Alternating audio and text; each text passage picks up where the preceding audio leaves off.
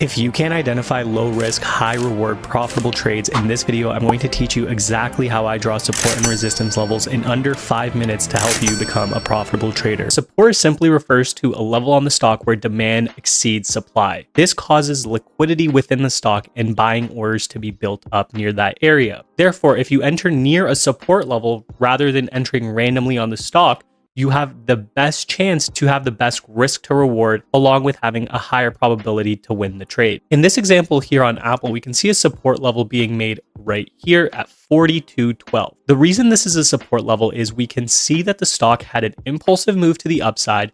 After that impulsive move, it kept retracing back to this level 1, 2, 3, almost 4 times. And therefore, we understand that if a stock has multiple touches at one support level or key level, this is an indication that the next time it comes to this level, we should hold and we should be buying the stock near that area due to the fact that there's more liquidity and simply buyers are going to overpower sellers in that specific scenario. Therefore, in this example right here, this would be a great level to enter the stock for a long position, as buyers will try to hold the stock above this level and keep the stock from falling lower. Vice versa, resistance is the opposite of support. Resistance occurs when there's more sellers than buyers, therefore there is more supply than demand.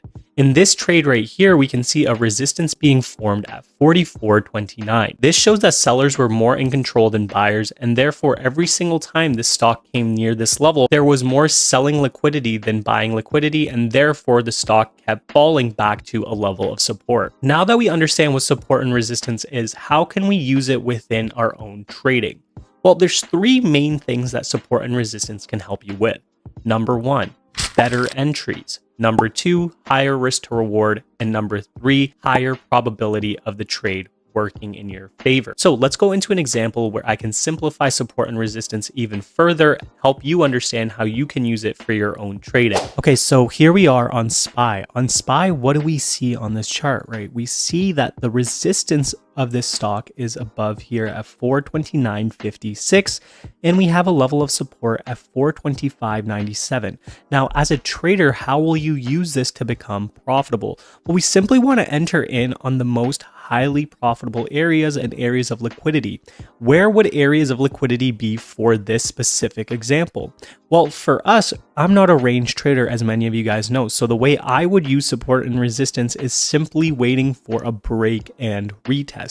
This means that for this stock right here, what I would be looking for would be either it to break to the upside or to the downside, and then simply retest that previous support or resistance and make a bigger move up to either side. Now, when we're looking at this stock, we want to ensure that the retest is a strong retest for us to enter into, and this can be done on any single time frame. Therefore, if you're a swing trader or a day trader or even a long-term investor, the most profitable areas on a stock will always be near its support and resistance. The reason that I like to wait for a retest is because once the resistance breaks, it is actually still a key level, because once we come back into that area, that resistance will most likely turn into a level of support, as traders still have that level marked out on their chart. So let's see in this example exactly how we would trade this chart based off the price action.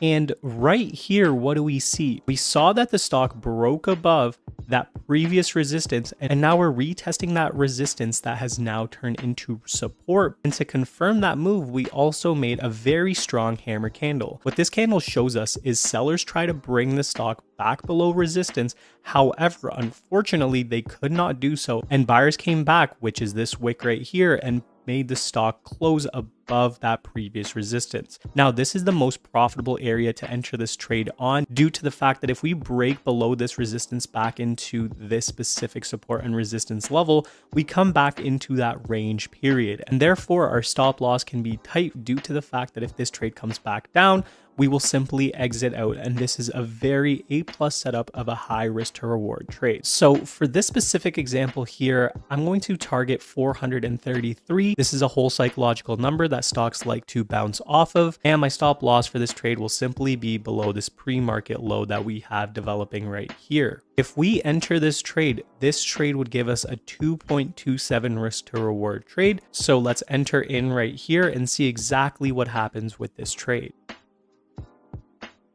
As we can see here, this trade was on the 1 hour time frame, and therefore we had to hold for an extra day. However, we made $3,970 on this specific trade, simply understanding what support and resistance levels are, how to use them, and how to effectively manage our risk. So I hope you learned something from this video. If you did, make sure to leave a like, comment down below if you have any questions, follow me on Instagram and Twitter, and I'll see you guys